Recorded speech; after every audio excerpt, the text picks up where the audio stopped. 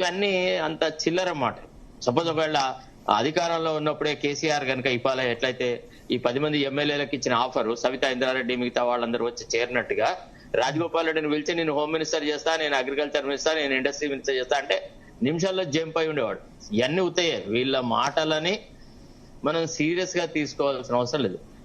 రెండోది, మనం గ్రౌండ్ రియాలిటీలో చూస్తే ఈ రోజున్న పరిస్థితులలో రేవంత్ రెడ్డిని కొట్టే మునగాడు ఎవడు కాంగ్రెస్ లో లేడు సార్. కాంగ్రెస్ లో అన్ని ఉత్త ఖాళీ సీసాలున్నాయి. వీటిలో దేంట్లో కూడా కంటెంట్ లేదు. వీళ్ళ వల్ల కాదు, వీళ్ళని పార్టీ అధిష్టాన వర్గం కూడా సీరియస్ తీసుకోవట్లేదు. రెండోది ఏంటంటే ప్రతి విషయాలను కేసీ వేణుగోపాల్ అబ్జర్వ్ చేస్తుంటాడు. అంటే పార్టీకి విధేయుడా కాదా అనేది కాంగ్రెస్ లో కొలమానం. సరే, వాళ్ళ సమర్థత అసమర్థతలతో అటుంచినా చాలా సార్లు నేను అంటే గతంలో మేము ఈనాడు రిపోర్టర్ గా ఉన్నప్పుడు డాక్టర్ చెన్నారెడ్డి గారితో చాలా సార్లు మాట్లాడేవాడిని. అయితే చెన్నారెడ్డి గారు ఒక విషయం చెప్పాడు, పార్టీకి విధేయత ఉంటూ వ్యక్తిత్వాన్ని కాపాడుకునేవాడికి కాంగ్రెస్ పార్టీలో పదవుల కొరత లేదు. క్షణాలకి ఒక పదవి వస్తుంది. కానీ వ్యక్తిత్వం కాపాడుకోకపోయినా విధేయత లేకపోయినా ఈ రెండిట్లలో ఏది కొరవడినా గానీ పార్టీ పట్టించుకోదు అని. ఇప్పుడు ఇతను వ్యక్తిత్వాన్ని కాపాడుకోలేకపోతున్నాడు. అతను ఏదో ఒక లక్ష్యం వైపు ప్రయాణించాలి కదా. ఎస్, కాంగ్రెస్ వల్ల ఈనాడు దుష్పరిణామాలు ఉన్నాయి. ప్రజల్లో చాలా అసంతృప్తి ఉంది. రైతులకు అన్యాయం జరిగింది, కార్మికులకు అన్యాయం జరిగింది, విద్యార్థులకు అన్యాయం జరిగింది, నిరుద్యోగులకు అన్యాయం జరిగింది. ఇచ్చిన వాగ్దానాలు ఏవి సంపూర్తి చేయట్లేదు. ఇవన్నీ ఒక మూమెంట్ డెవలప్ చేయడానికి పనికి వచ్చేటువంటి పరికరాలు, పనిముట్లు. వీటిలో దేన్ని వాడుకున్న సందర్భం లేదు కదా. పోనీ నిరుద్యోగులు అంత అల్లరి చేసినప్పుడు పోయినాడా, అక్కడికి పోయి మాట్లాడినాడా? గతంలో మా పార్టీ నాయకుడు రాహుల్ గాంధీ గారు వచ్చి మీకు ఇన్ని రకాల వాగ్దానాలు చేసినారు, కానీ మా పార్టీ ముఖ్యమంత్రి అట్లాంటివి ఏవి చేయట్లేదు, okay no problem, we all together do something అని అన్నాడా?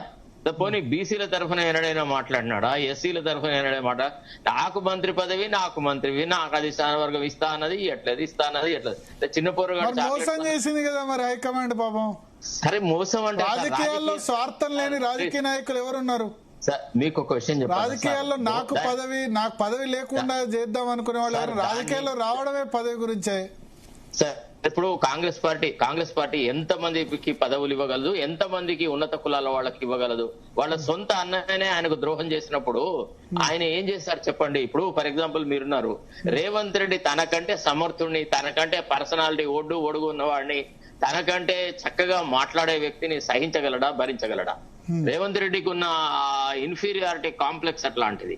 ఆయన ఎవరిని భరించాలి. ఇప్పుడు మీరు కనుక Revanth Reddy pattern of attack చూస్తే తనకంటే మేల్డిమిగా ఉన్న వాళ్ళని ఎప్పుడు అటాక్ చేస్తూనే ఉంటాడు. అంటే తనకంటే రాజకీయాలలో ఏదైనా రేపు సాధిస్తారేమో, ఏదైనా చేయగలిగిన సత్తా సామర్థ్యం వీళ్ళలో ఉంది అంటే వాళ్ళని అటాక్ చేస్తాడు. ఇప్పుడు కేటీఆర్ ని అటాక్ చేసినా, లేదా హరీష్ రావుని అటాక్ చేసినా, ఇంకెవరినైనా అటాక్ చేసినా అతను మౌనంగా ఉండే వాళ్ళను, లేదా ఈయన వల్ల నాకేం ప్రమాదం లేదు అనుకునే వాళ్ళ గురించి అస్సలు జోలికి పోడు. ఇది అసమర్థుల యొక్క మనస్తత్వం అని రాజకీయాలలో చెప్తారంట.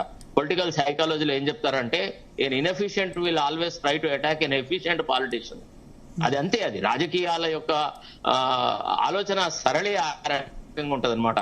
ఇప్పుడు కేటీఆర్ ని పదే పదే అశ్లీలమైనటువంటి భాషలో వాడము, మాట్లాడము, ఏదో క్షుద్ర పూజలు చేసి వచ్చినాడని హరీష్ రావు గురించి మాట్లాడడం, ఇవన్నీ దేనికి సంకేతాలంటే వాళ్ళ నుంచి ఈ seize some kind of a fear, some kind of a threat to his position అని. రేపు ఎన్నడైనా వీళ్ల వల్లనే రాజకీయాలలో నాకు కొంత గడ్డు కాలం వచ్చే పరిస్థితి ఉంది అనేటువంటి భావన ఉంటది. కాబట్టి అట్లనే చేస్తాడు. అదే రాజగోపాల్ రెడ్డి గురించి మాట్లాడుతున్నాడు, మాట్లాడు. ఎందుకు రాజగోపాల్ రెడ్డి అంటే సొంత పార్టీ కదా, సొంత పార్టీ వాళ్ళతో మాట్లాడు సార్. సొంత పార్టీ అయినా మంత్రులను తిట్టిన సందర్భాలని అట్లా ఏం లేదు. కేబినెట్ మీటింగ్ లో కొంతమంది మంత్రుల్ని చాలా నిర్దాక్షిణ్యంగా మాట్లాడి ఇవాళ కేబినెట్ మీటింగ్ లో మాట్లాడారట. ఇవాళ కేబినెట్ మీటింగ్ లో మనం బిల్లులు క్లియర్ చేసాం, అయినా సరే రాజగోపాల్ రెడ్డి ఎందుకు ఇట్లా మాట్లాడుతున్నాడని చెప్పి మాట్లాడటం చూడండి.